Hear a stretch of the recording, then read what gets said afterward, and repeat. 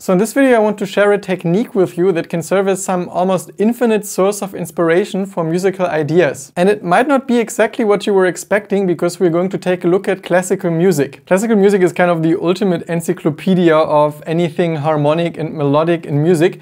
And if you're kind of serious about making music, or even just a little bit serious, there's just no way around looking at classical music at some point. Also because there are just so many different styles that you can look into. So I, for example, am really into those French composers like Ravel or Debussy, because they use some extremely beautiful harmonic soundscapes, and sometimes it's kind of advanced, but at the same time it's also highly emotional, and also as characters they kind of were very emotional characters, and that's how the music sounds like. But okay, how does this actually help us? Well, in the internet you can find some libraries that have all the sheet music, and also, which is even more important for us, MIDI files of those classical compositions. And MIDI files are great because we can directly import them into our DAW and have a direct look at what's actually happening inside the music. And also this makes it a little less intimidating, because I know that sometimes if you're kind of self-taught and not so comfortable with music theory, classical music can be very intimidating, because it feels like you really need to understand all those kind of chords and harmonies before you can actually use this eventually inside your own music. But here, with your DAW and MIDI, you have direct access, and while without any doubt it really helps you to have some basic understanding of music theory, you can get away without it if you can work with MIDI. Oh, and by the way, my name is Yannis. I post regularly videos about music production and performance, and if you happen to enjoy this video, you're already warmly welcome to check out some other videos that you can find on my channel. So where to find those files? As some example, there's one piano piece of Ravel called Jeu d'eau, and I'm just going to look for it by googling for it. And you can just look for the title and write MIDI, and then it will give you some things. And you can see here there's one result at this website called Kunst der Fuge, and you can already remember this one because here you can find a lot of stuff, and I can just click on it and can see that actually the main page gives you those composers. Don't worry, you don't have to know them by the way they look. You also have their names underneath. And so you just can click on one, in our case Ravel, and get a list of all his pieces. And then you just click on the MIDI tab and you can basically download it. And after downloading, you can just drag the file right into your DAW, into one track, for example, like this. It will most likely ask you if you want to import tempo and time signature, because that's also a main difference if you're dealing with classical music. It doesn't have this 1, 2, 3, 4 type of pulse. It's really free in the tempo, and I mean, it's not free in terms of everything is possible, but it's just impossible usually to put a metronome on it and have it kind of in sync. So those MIDI files have some of this information inside of them already, and I usually click yes, because it means that it's going to select some playable tempo. You see that now the tempo is automated, and also some time signature changes are in there, but you can also deselect it, but then some parts might sound way different from what they were supposed to sound like. And yeah, it's kind of amazing that now you can just use some piano plugin. Let's, for example, use the Arturia one. And then it basically plays the whole song for you.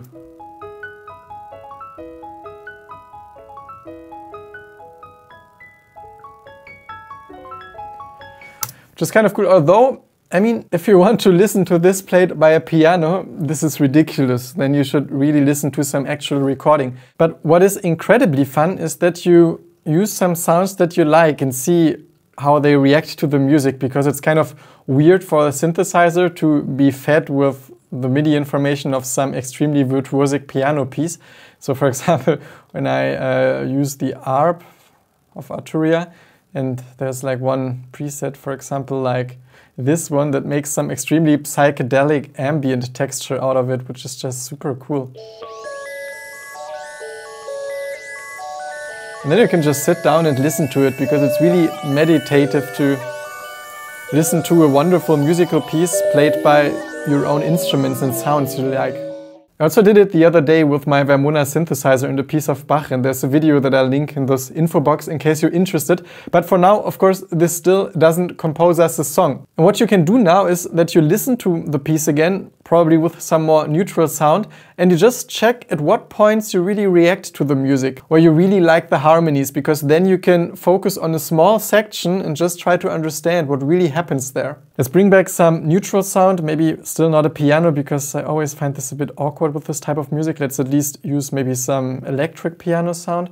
And actually the intro is already perfect, because let's listen to the intro once more.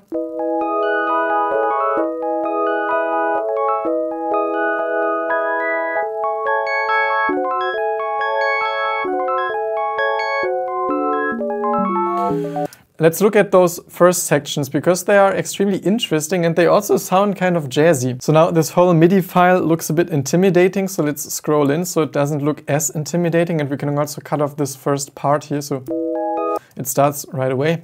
Now our zoom is gone. So let's actually also crop this. Again, the zoom is gone. So then you can have a closer look at what happens here. So for example, you see that we have E, G sharp, B, D sharp, which is the basic structure of some E major 7th chord. And yeah, major 7th chords in classical music were not used very often, and were used very often when those French composers, for example, started. And it's just those notes. You see, it's again E, G sharp, D sharp, then there's F sharp, which is the 9th, and also always sounds really good with those chords. And now you could just make a new MIDI clip, and without putting in some instrument already, just maybe make a length like this and put on all those notes that you were seeing there. So we had E, we had G sharp, we had B, we had D sharp, and we also had F sharp. And so you just collect information, what's happening there, and then you keep looking. Oh, you always have to scroll again, because it always goes to this kind of small upper part here. And you see that in the bass it goes up to A. And now let's check. We have A, C sharp, E, G sharp, C sharp again, and E, which is all A major 7 structures. So it's basically the same type of chord that we have here. Yeah, if you fold it in Ableton, you can always narrow it down to only the notes you can use. And this is particularly helpful once we collected all of them. But so let's also draw them in here. So we have A and C sharp and E. Actually, let's draw it maybe at some position at the next bar so we can already have some type of movement. So we have A, C sharp, E, G sharp. Yeah, that was it already. And then it repeats this for a couple of times. Again.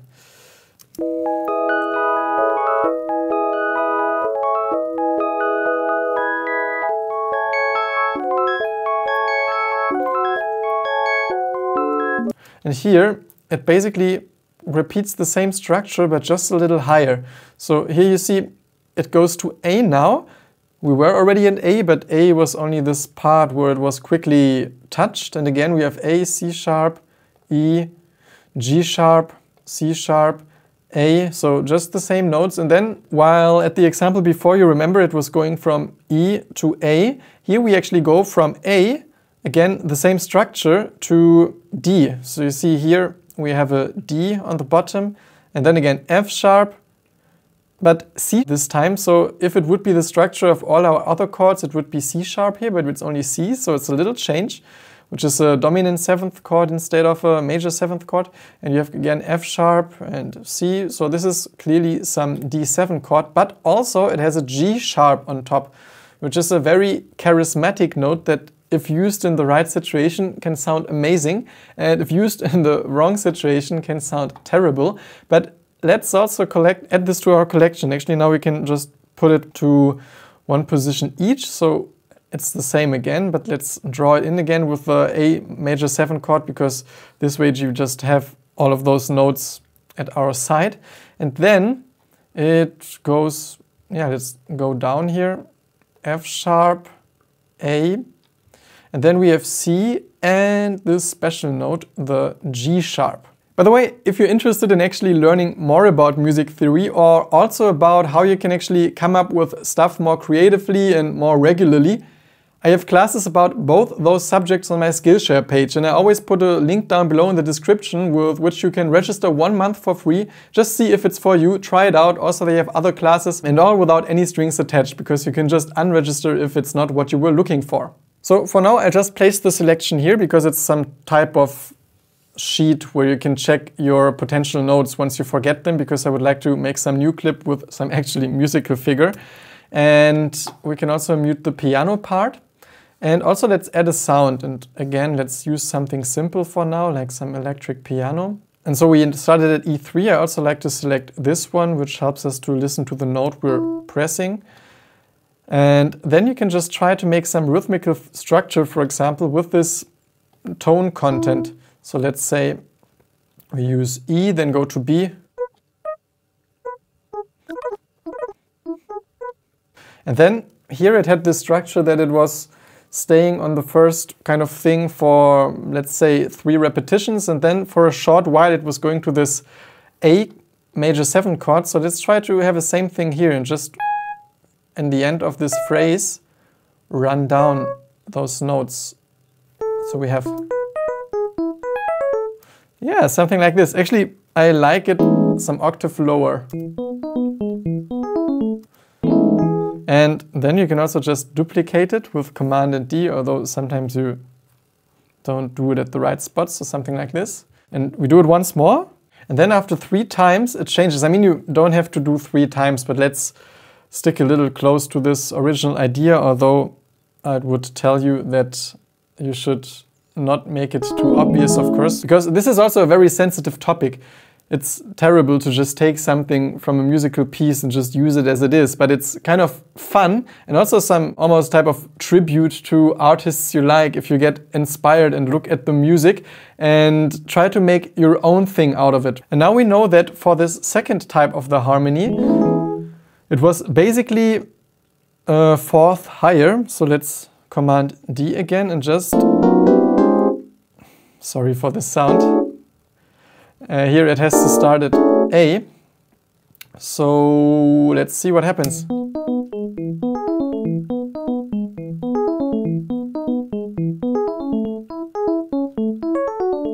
And we know that with the second chord there's this tiny change. So it's also amazing that there is this change, because especially with MIDI grids we tend to duplicate and copy a lot. But here, and this was composed in analog of course, but it's great that it's not exactly copy and pasted, so it's the same system, but Ravel was looking for a tiny change already, and that's a small thing here, and there's so much variation throughout the whole composition, but it's just a tiny little example already.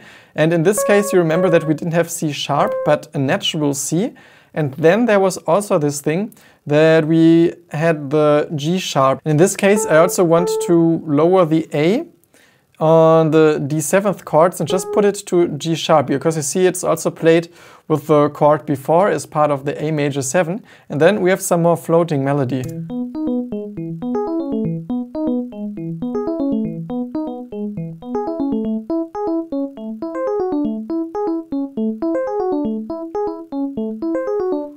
And now you could, there's this crazy part in the original, but I like the idea of just picking out a small section and creating some tiny loop out of it. And also this is mainly for demonstration purposes. What is also great now is that you can just make some variations, because now it sounds a little artificial. So you can think of making it a little more vivid. For example,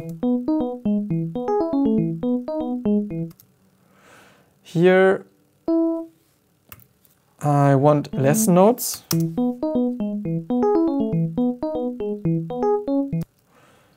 And maybe even this one we can pull some position ahead.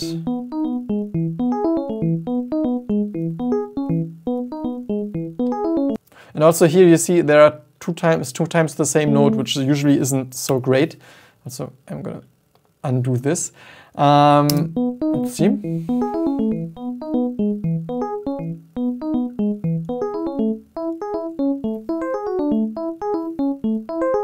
By the way, if you enjoy this video, there's quite a chance that you'll also enjoy some other videos that you can find on my channel, and you're also warmly invited to subscribe.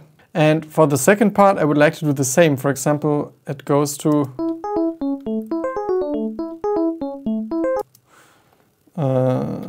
C here, and I also want to have less notes.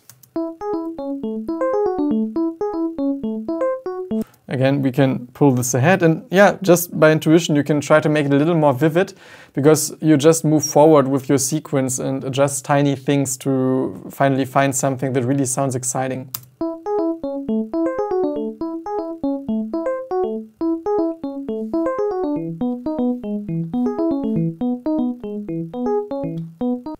And now it could be some super fun part to just put some synthesizer sound you really like onto it. Let's stay in the Arturia collection, for example. So what happens if you put a Moog on it? It probably sounds really cool. So let's see what happens.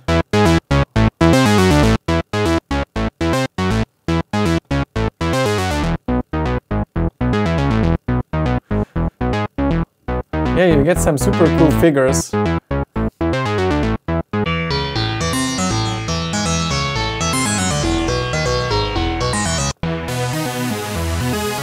Those are just presets.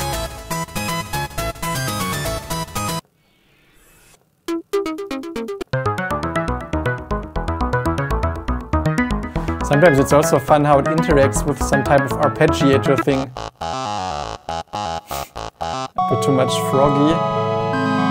Or if you use this kind of super long sound, sometimes it makes super interesting ambient pads out of it. And yeah, this way you just also learn about some super essential piece of music in the overall music history, and also can get creative really quickly. And it's also this kind of fun approach of just taking something and bringing it further instead of copying, because here I'm also always really sensitive to just make something of your own out of it instead of just taking something and yeah, just putting a new sound on it. And as I mentioned, for starting, piano arrangements are working the best, but you can also do the same thing with orchestra MIDI files, because you can find them also just on the website I've shown you.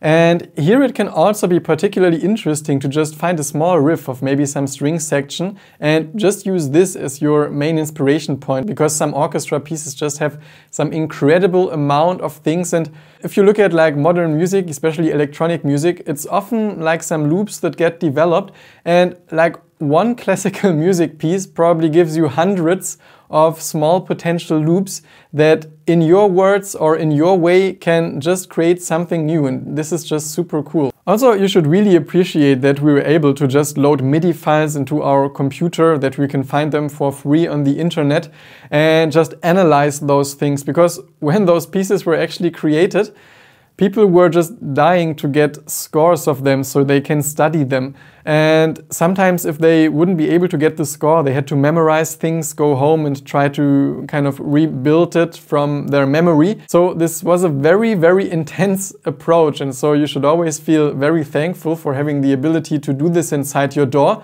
And it's great because it's just the times we're living in. But you should always think how much more work those people actually had to do in the past, which is super fascinating, and under what kind of circumstances they were creating this music. And that should also be it for this video. I hope this gave you some ideas on what you can do and you feel kind of inspired to try this out, and also inspired to try this when you don't feel inspired in order to feel inspired again. I'm going to link some playlist here if you're interested in more tips on how to creatively compose or find ideas inside your DAW. And if you enjoyed this video, I'll also be super thankful if you can quickly hit the like button, and you're, as mentioned, also warmly invited to subscribe to this channel. Apart from that, I wish you inspiration with whatever it is that you create, and really hope to see you soon again at this channel. Bye!